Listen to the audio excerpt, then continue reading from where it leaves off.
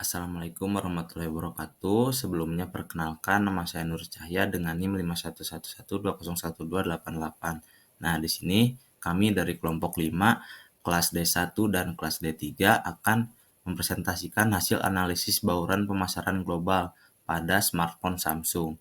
Nah, anggota kelompok kami ada 5 orang. Yang pertama ada saya sendiri, yang kedua ada Rike, yang ketiga ada Retno, yang keempat ada Salma, dan yang kelima ada Putri. Yang pertama di sini ada pendahuluan, yaitu profil perusahaan.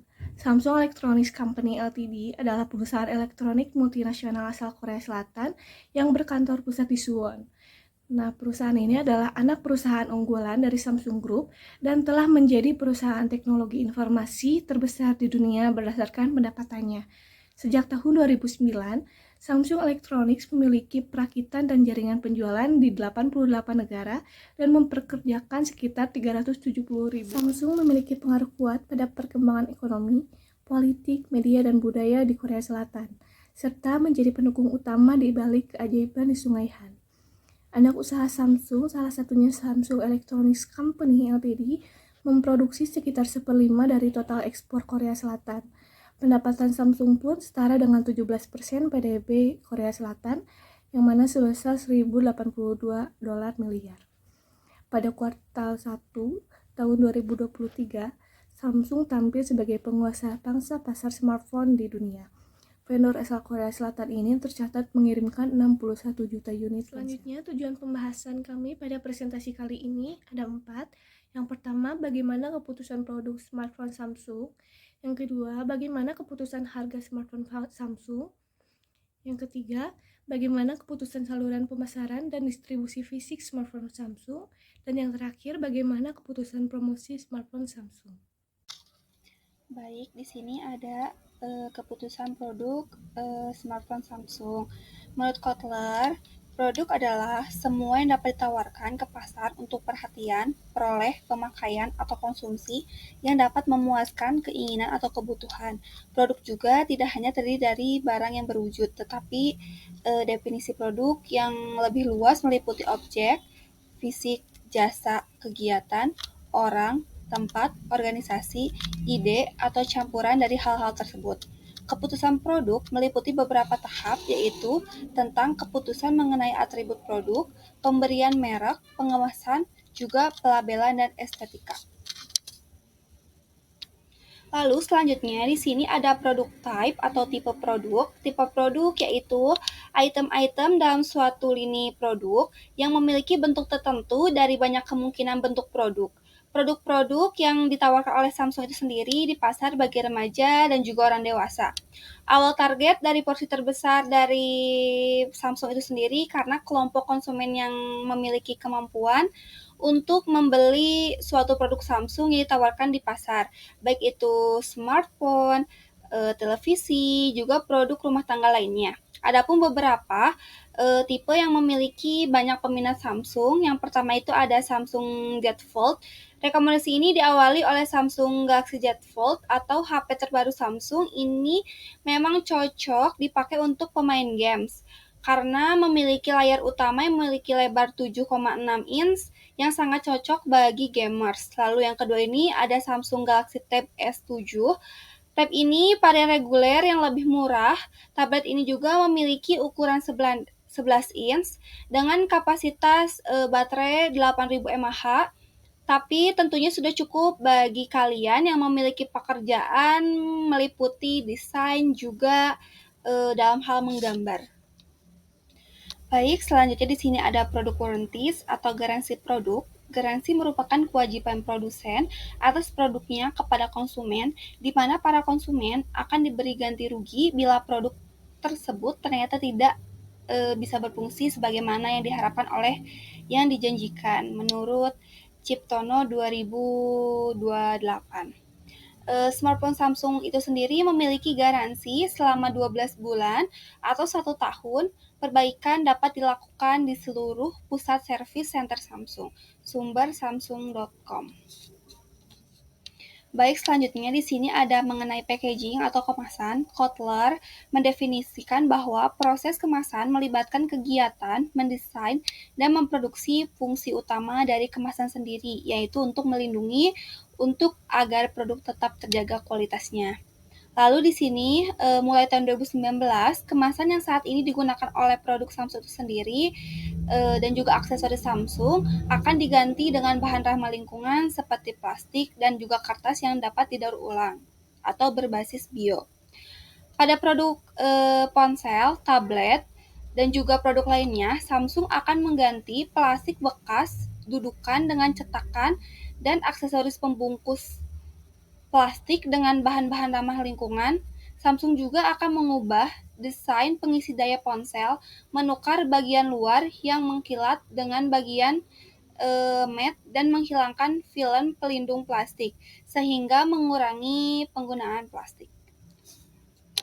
Baik, selanjutnya mengenai labeling atau label produk, menurut Lambert Sunarno 2009, labeling adalah pemberian julukan, cap, merek yang diberikan masyarakat kepada seseorang, dan juga Samsung dalam bahasa Korea berarti bintang 3, namun ini dipilih oleh pendiri Samsung itu sendiri, yaitu Lee Byung-chul, dengan harapan Samsung pada saat itu hari bisa tumbuh kuat dan menjadi abadi layaknya bintang di langit.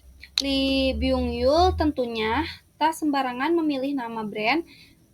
Pemilihan angka 3 pun ternyata memiliki makna sama dengan harapan Lee Byung-chul. Angka 3 adalah sebuah simbol dalam bahasa Korea yang merepresentasikan sesuatu yang besar dan juga kuat. Harapan dan makna di balik brand Samsung itu sendiri pun kini terbukti dengan keberhasilan perusahaan dan beberapa tahun terakhir juga terutama di industri smartphone.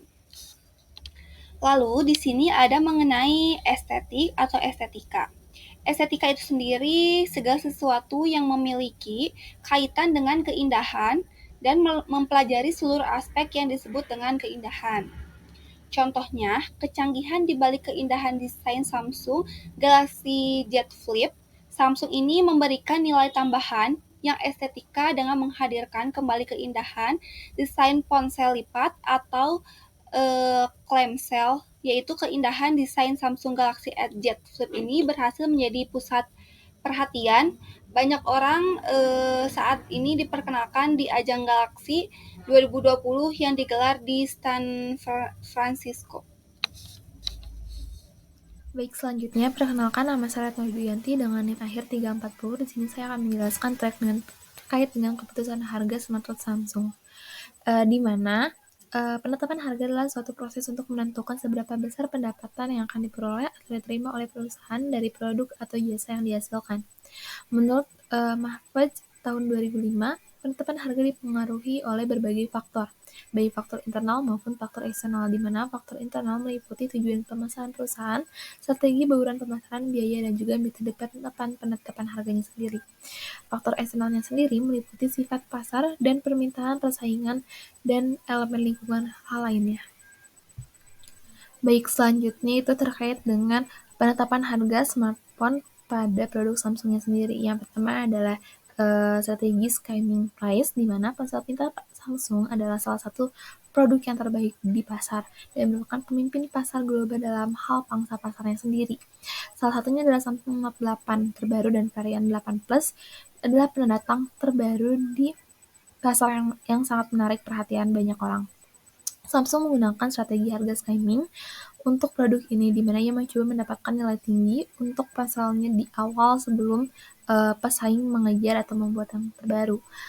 Begitu modelnya sudah tua atau pesaingnya meluncurkan produk yang serupa, Samsung akan langsung menurunkan harganya sendiri. Nah, kemudian yang kedua adalah competitive price-nya sendiri, di mana untuk produk yang selain ponsel pintarnya sendiri, Samsung menggunakan harga yang kompetitif seperti televisi, AC, lemari es, dan juga produk lainnya terkait dengan peralatan rumah tangga.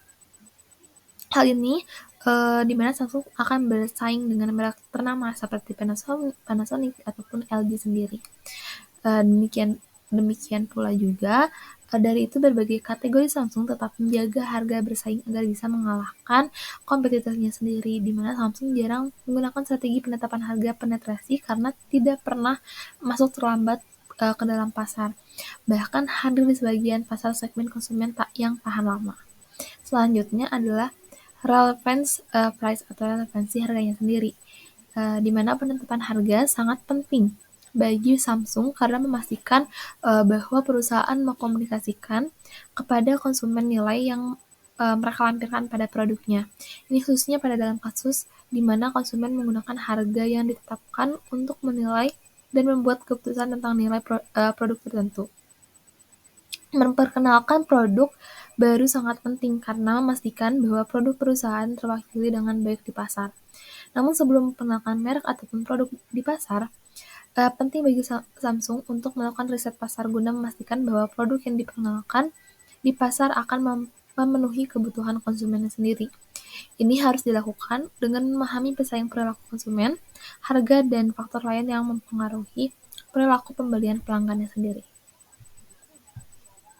Selanjutnya adalah contoh kasus dari produk Samsung sendiri, yaitu the comparison between two main leaders of cell phone industry, Apple and Samsung in terms of pricing strategies.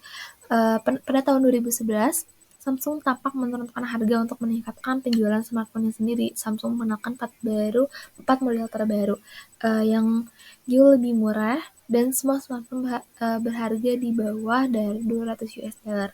Beberapa peneliti mengatakan karena Apple akan berencana mengeluarkan iPhone terbaru yang lebih murah, oleh karena itu Samsung mencoba untuk hal yang sama untuk mengalahkan Apple sendiri. Dilansir pada tahun 2011. Pada tahun 2013, karena musuh yang tangguh adalah Apple, ditemukan Samsung banyak cara untuk mempertahankan angka penjualan smartphone sendiri. Sehubungan itu, beberapa peneliti mencatat hal itu Samsung masih terus tampil menarik di persaingan teknologi seluler yang sangat sulit ini. Untuk catatan harga, Samsung sendiri menempati posisi overweight terbesar yang menyumbang kinerja negatif pada 2013. Namun Samsung Electronics telah mengalahkan pengembalian 54 basis point yang seperti kelebihan berat badan 2,2% melalui harga, dan juga pada tahun Juni 2013 Samsung Electronics telah jatuh harga sahamnya setelah keuntungan mengecewakan dan jatuh 6,77% di bursa Korea. Harga tersebut menjadi salah satu keuntungan membeli Samsung smartphone pada tahun 2013. Oleh karena itu, strategi harga yang digunakan Samsung adalah menurunkan harganya sendiri. Selanjutnya, terkait dengan penetapan strategi harga yang dilakukan oleh produk Samsung, berdasarkan analisis kasus tersebut dan strategi penetapan harga yang digunakan Samsung berhasil memimpin dan bersaing di pasar global, khususnya pada produk smartphone dengan memilih rentang nilai harga berdasarkan STP untuk menyesuaikan 4P bauran pemasarannya yang akan digunakan di pasarnya sendiri. Baik, untuk selanjutnya akan dilanjutkan oleh saya, Salma Rahim dengan NIM akhir 356 mengenai keputusan promosi pada smartphone Samsung. Sebelumnya, menurut Kotler dan Armstrong pada tahun 2019, promosi itu merupakan kegiatan dalam upaya menyampaikan manfaat produk dan membujuk pelanggan untuk membeli produk yang ditawarkan. Nah, promosi itu tuh merupakan salah satu faktor penentu mengenai keberhasilan program pemasaran. Selanjutnya ada elemen-elemen bauran promosi atau bauran komunikasi. Yang pertama ada periklanan atau advertising, yaitu segala biaya yang harus dikeluarkan sponsor untuk melakukan presentasi dan promosi non-pribadi dalam bentuk gagasan, barang, atau jasa. Selanjutnya ada penjualan personal atau personal selling. Ini tuh merupakan presentasi pribadi oleh para wiraniaga perusahaan dalam rangka mensukseskan penjualan dan membangun hubungan dengan pelanggan. Selanjutnya ada promosi penjualan atau sales promotion. Ini tuh insentif jangka pendek untuk mendorong pembelian atau penjualan suatu produk atau jasa. Selanjutnya ada hubungan masyarakat atau public relation, yaitu membangun hubungan baik dengan publik terkait untuk memperoleh dukungan. Nah, lalu membangun citra perusahaan yang baik juga dan menangani atau menyingkirkan gosip atau cerita dan peristiwa yang dapat merugikan. Selanjutnya, Pemasaran langsung atau direct marketing, yaitu komunikasi langsung dengan sejumlah konsumen, sasaran untuk memperoleh tanggapan langsung, bisa menggunakan surat, telepon, email, dan lain-lain. Baik, untuk selanjutnya dilanjut kepada keputusan promosi smartphone Samsung. Sesuai apa yang sebelumnya sudah dibahas mengenai elemen-elemen bauran promosi atau bauran komunikasi. Yang pertama ada periklanan atau advertising. Nah, di sini Samsung itu melakukan strategi dengan menggunakan iklan di media seperti televisi, media sosial, dan billboard. Samsung melakukan strategi tersebut dengan tujuan agar exposure produknya itu bisa lebih luas cakupannya. Dari segi televisi ditayangkan pada stasiun televisi nasional dengan tujuan agar cakupannya itu dapat mencapai ke seluruh dunia. Nah, sedangkan pada billboard dipasang pada jalan-jalan utama di kota besar. Mungkin salah satu dari kita juga pernah lihat billboardnya di pinggir jalan atau di stopan. Untuk selanjutnya mengenai promosi penjualan atau sales promotion, di sini Samsung menggunakan promosi penjualan untuk memotivasi pelanggannya. Jadi seperti fitur produk yang baru dengan menunjukkan kepada mereka manfaat penghematan yang dapat mereka buat dengan menggunakan penawaran khusus. Di mana Samsung ini tuh dapat memberikan hadiah gratis atau diskon, potongan harga dan sebagainya untuk mendorong pembelian produknya. Baik, untuk selanjutnya hubungan masyarakat atau public relation, Samsung juga dikenal sebagai raksasa dalam mensponsori acara. Samsung juga mensponsori acara-acara besar. Tujuan diadakannya sponsorship Samsung ini tuh dengan tujuan untuk memberi informasi kepada konsumen tentang kelebihan produk sehingga iklan mampu menimbulkan minat beli konsumen. Perusahaan Samsung dalam meningkatkan citra Samsung dalam hal ini, humas perusahaan Samsung dalam menjalankan tugasnya lebih memposisikan fungsinya itu sebagai gerbang informasi bagi konsumen dengan perusahaan Samsung melalui periklanan di media massa. Dikarenakan media massa mampu menjangkau konsumen dari perusahaan Samsung yang tersebar luas di berbagai negara. Dan juga mampu mengubah persepsi konsumen terhadap handphone Samsung dari buruk menjadi baik. Baik, yang selanjutnya penjualan pribadi atau personal selling. Samsung juga memiliki usaha penjualan di gerai-gerai pribadinya. Nah, gerai-gerai ini tuh menyediakan staf untuk membantu pelanggan yang ingin mengetahui keunggulan produk Samsung itu apa aja dan yang ingin membeli produk tersebut. Nah, gerai-gerai ini tuh menyediakan staf untuk membantu. Dalam beberapa kasus, staf penjualan membantu pelanggan menemukan produk yang tepat untuk dipromosikan Samsung melalui layanan pribadi. Lalu pengalaman pelanggan juga telah dikembangkan oleh staf yang terlatih untuk membantu dan membujuk penjualan. Maka dari itu pelanggan akan merasa senang membeli produk Samsung tersebut. Baik untuk pemasaran langsung atau direct marketing, Samsung juga berinteraksi secara langsung dengan para pelanggan melalui telepon atau melalui situs internetnya. Jadi para pembeli itu memesan secara langsung dari Samsung dan Samsung dengan cepat dan efisien mengantarkan produk Samsung tersebut ke rumah atau ke kantor. Assalamualaikum warahmatullahi wabarakatuh. Sebelumnya perkenalkan nama saya Nur Cahya dengan NIM 5111201288. Nah, di sini selanjutnya ada keputusan saluran pemasaran dan distribusi fisik smartphone Samsung. Nah, sebelumnya saluran distribusi adalah sistem yang menghubungkan produsen ke konsumen menurut Warren J. Keegan dan Mark C. Green. Sedangkan menurut Kotler, saluran distribusi adalah serangkaian organisasi yang saling tergantung yang terlibat dalam proses untuk menjadikan suatu produk atau jasa siap untuk digunakan atau dikonsumsi. Nah, saluran dalam aktivitas distribusi dapat dibedakan menjadi dua golongan menurut Suhari Sigit, yaitu pedagang dan perantara khusus. Dalam memasarkan produknya, Samsung menggunakan beberapa strategi. Yang pertama melalui agen resmi dengan media online maupun fisik melalui Samsung Experience Store. Yang kedua bekerja sama dengan distributor dan pengecer online maupun fisik seperti Blibli, Bukalapak, Bineka, dan lain-lain. Nah, hal tersebut sejalan dengan teori menurut Suhari Sigit bahwa dalam aktivitas distribusi salurannya dapat dibedakan menjadi dua, yaitu pedagang dan perantara khusus, di mana perantara khusus ini yaitu melalui agen resmi dan pedagang ini melalui distributor dan pengecer.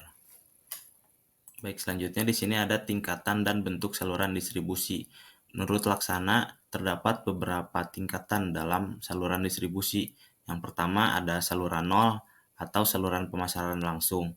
Nah, di mana produsen menjual langsung kepada konsumen. Yang kedua ada saluran satu tingkat, di mana produsen memiliki satu perantara penjualan. Yang ketiga ada saluran dua tingkat, di mana produsen memiliki dua perantara penjualan, yaitu grosir dan pengecer. Yang keempat ada saluran tiga tingkat, di mana produsen memiliki tiga perantara penjualan, yaitu grosir, pemborong, dan pengecer. Nah, dengan teori tersebut, Samsung menggunakan tiga jenis tingkatan dalam saluran distribusi, yaitu saluran 0 tingkat, yang kedua ada saluran 1 tingkat, dan yang terakhir saluran 2 tingkat. Baik, selanjutnya saluran pemasaran ada untuk menciptakan utilitas bagi pelanggan.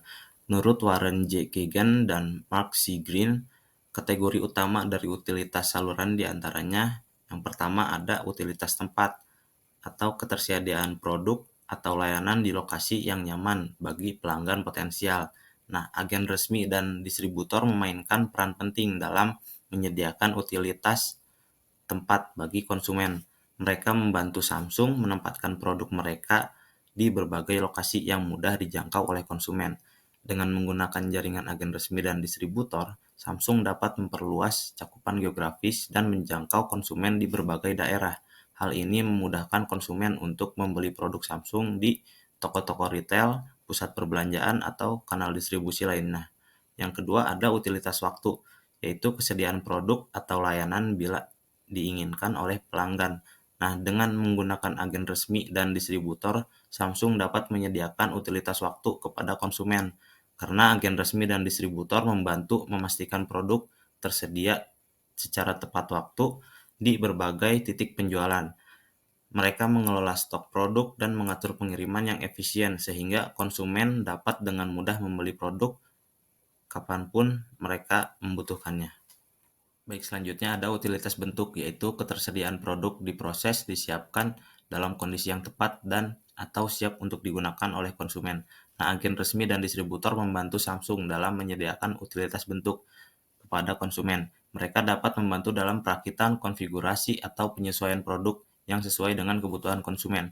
Atau saat konsumen mengalami kendala dengan produknya, agen resmi dan distributor dapat membantu melayani hal tersebut. Hal ini membantu memastikan bahwa produk Samsung mencapai konsumen dalam bentuk yang sesuai dan siap untuk digunakan. Dan yang terakhir ada utilitas informasi, yaitu ketersediaan jawaban atas pertanyaan dan komunikasi umum tentang fitur dan manfaat produk yang bermanfaat. Nah, agen resmi dan distributor dapat menyediakan utilitas informasi kepada konsumen tentang produk Samsung. Nah, mereka memiliki pengetahuan mendalam tentang spesifikasi produk, fitur, manfaat, dan penggunaannya. Ketika konsumen datang ke agen resmi atau distributor, mereka dapat mendapatkan informasi yang akurat dan membantu untuk membuat keputusan pembelian. Agen resmi dan distributor juga dapat menyediakan materi pemasaran, brosur, atau panduan produk yang membantu konsumen memahami produk dengan lebih baik. Oke, selanjutnya masuk pada tantangan smartphone Samsung dalam memasuki pasar global. Yang pertama ada persaingan sengit, di mana Samsung ini menghadapi persaingan sengit dari perusahaan Apple dengan iPhone, Huawei dengan smartphone-nya, dan juga ada Xiaomi dengan produk berkualitas tinggi dan harga yang kompetitif. Yang kedua ada teknologi dan inovasi. Samsung harus terus mengembangkan teknologi dan fitur terbaru untuk tetap bersaing. Misalnya Samsung harus terus meningkatkan kualitas kamera, daya tahan baterai, dan desain produk agar tetap menarik bagi konsumen. Selanjutnya yang ketiga adanya perubahan selera konsumen. Samsung harus terus mengikuti tren pasar dan mengantisipasi perubahan selera konsumen. Misalnya dengan meningkatkan minat konsumen terhadap smartphone dengan layar yang lebih besar, dan Samsung juga harus merespon dengan meluncurkan produk-produk dengan ukuran layar yang sesuai. Selanjutnya yang keempat, penetrasi pasar di negara berkembang. Samsung menghadapi tantangan dalam menghadapi pasar di negara-negara berkembang dengan harga yang terjangkau dari kebutuhan lokal yang berbeda.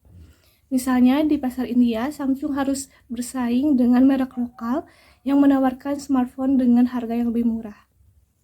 Yang kelima, perhatian pada isu lingkungan. Samsung harus mencari cara untuk mengurangi limbah elektronik dan meningkatkan efisiensi energi dalam produksi dan penggunaan smartphone mereka. Dan yang terakhir adanya regulasi dan kebijakan pemerintah, di mana Samsung harus mematuhi aturan privasi data yang berlaku di negara-negara di mana mereka beroperasi, seperti General Data Protection Regulation atau GDPR di Uni Eropa. Terakhir ada simpulan.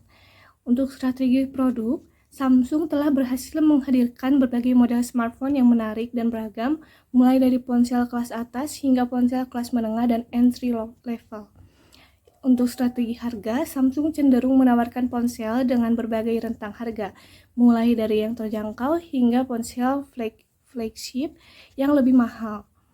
Ini memungkinkan Samsung untuk menarik konsumen dari berbagai segmen pasar dengan berbagai tingkat daya beli.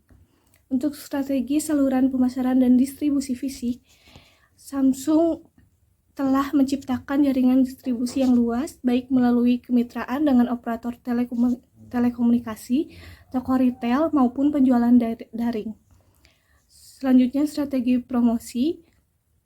Perusahaan ini sering menggunakan iklan dan kampanye pemasaran yang kuat untuk memperkenalkan produk baru dan meningkatkan kesadaran merek. Selain itu, Samsung juga bekerja sama dengan selebriti dan influencer untuk mempromosikan produk mereka. Baik, sekian presentasi dari kelompok kami. Mohon maaf apabila ada kesalahan kata atau ada kata-kata yang kurang berkenan. Terima kasih. Wassalamualaikum warahmatullahi wabarakatuh.